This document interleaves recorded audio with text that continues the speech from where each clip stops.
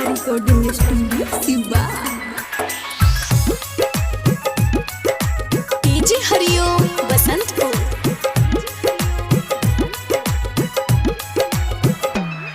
तोहरे चलते बदनाम भइनी सबका नजरिया से गिर गइनी।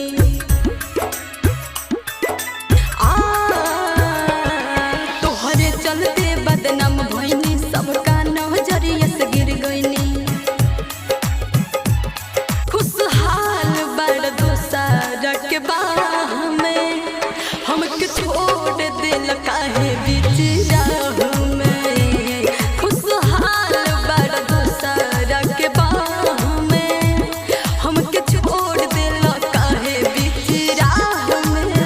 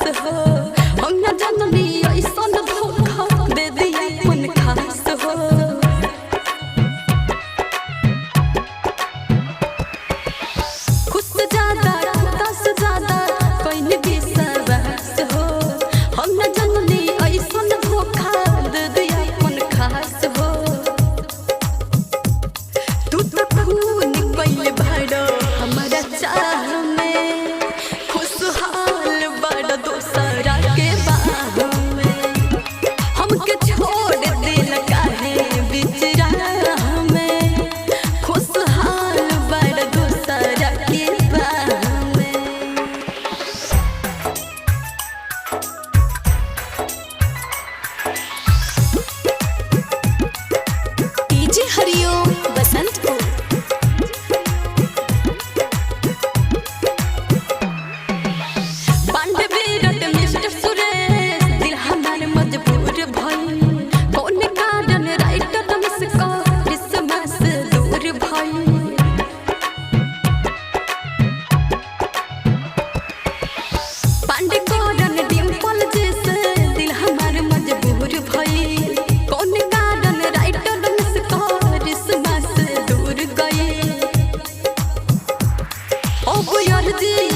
प्रभु श्री राम के खुशहाल बड़ दोसरा के बाह में।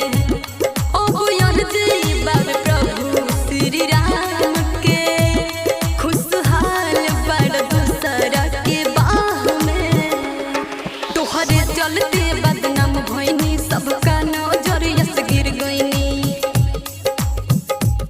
खुशहाल बड़ दोसरा के बाह